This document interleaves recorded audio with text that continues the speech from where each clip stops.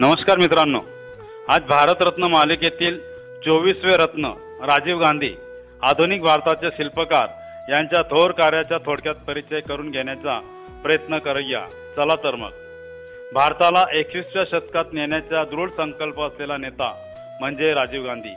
प्रगत तंत्रज्ञान, दूरसंचार क्रांती आणि शिक्षणाच्या माध्यमातून त्यांनी भारताच्या भविष्यासाठी भरभक्कम पाया रचला।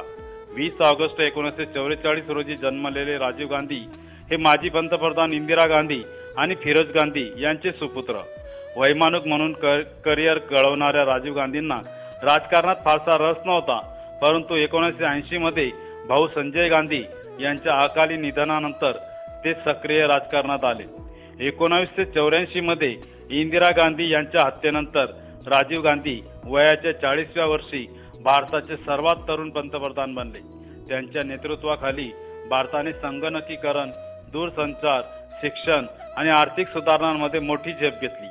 त्यांनी दूरसंचार क्रांती अंतर्गत भारतात संगणक आणि मोबाईल युगाची सुरुवात केली। शिक्षणासाठी जवाहर नवोदय विद्यालयांची स्थापना आणि अशा अनेक नव्या योजना आणल्या। पंचायती राज सुधारणाच्या माध्यमातून गाव पातळीवरील लोकशाहीला बळकटी दिली। शांती स्थापनेसाठी त्यांनी श्रीलंकेतील तमिळ संघर्ष सोडवण्यासाठी IPKF पाठवला। 1991 मध्ये लोकसभा निवडणुकीच्या प्रचारादरम्यान त्यांची लिठ्ठे या तामिळ कट्टरपंथी गटाने हत्या केली।